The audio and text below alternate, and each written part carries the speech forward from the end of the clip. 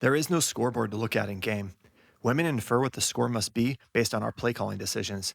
They look at that decision and read it as confidence or desperation. This is basically what subcommunication is. She sees the decisions we make and uses that to infer how we view the world and what our value is in it. This football analogy is great because it matches up well. We shouldn't be shooting our shot, chucking Hail Marys. We should be running the ball because we already know that we're ahead.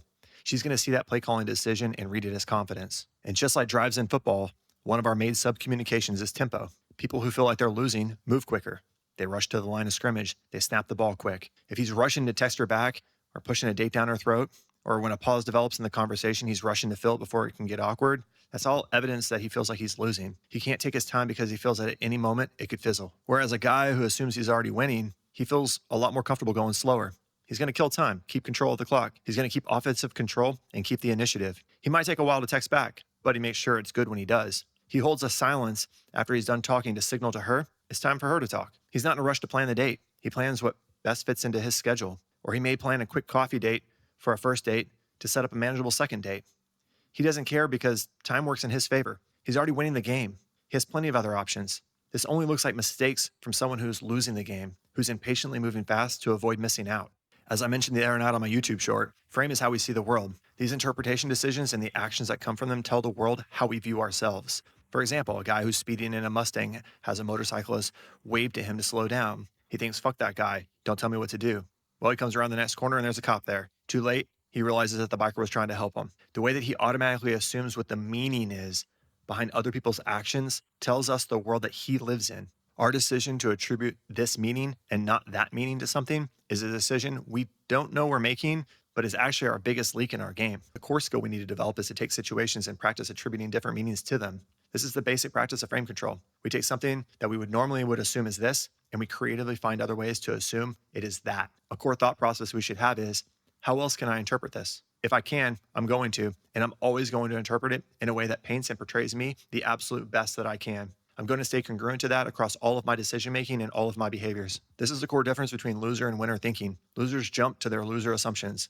She's using me. She's pushing me around. She's treating me without respect. This is that same behavior I always see. I know exactly what this is.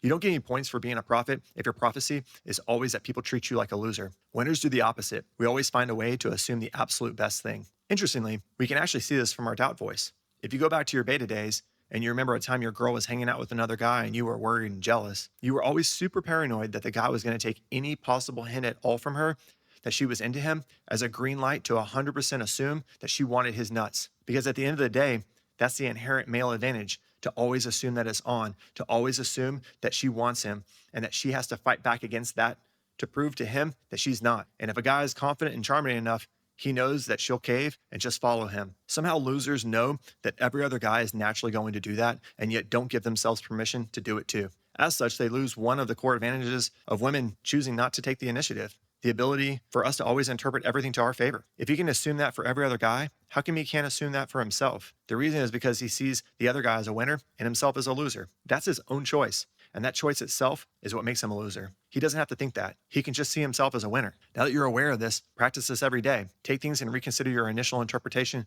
to find the absolute best way that you can interpret it and stay congruent to it. It's a habit over time that will become an instinct for you. You won't need the 3 or 4 seconds that tells people that you're fighting through that shift to try and find a good assumption. You'll naturally already believe it's true.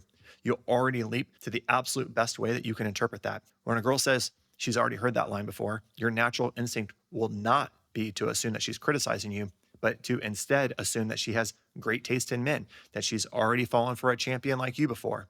Take the way that you view the world back. Take the power back. It starts in your mind. If you enjoyed this, most of my content is on my Substack. If you're interested in that, please see the link in the description.